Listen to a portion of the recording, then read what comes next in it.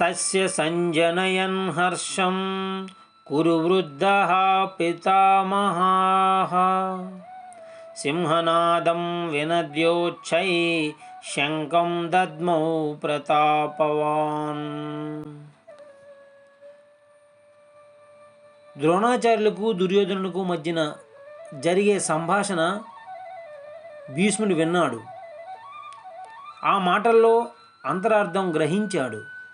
ఏనాడు తన మాట వినని, తన మాట లక్ష్యపెట్టని దుర్యోధనుడు ఈనాడు తనను మాత్రం అందరూ రక్షించాలని తన మీద అమితమైన శ్రద్ధ చూపిస్తున్నాడు. అంటే సుయోధనుడు మనసులో యుద్ధ భయం ప్రవేశించింది అని తెలుసుకున్నాడు.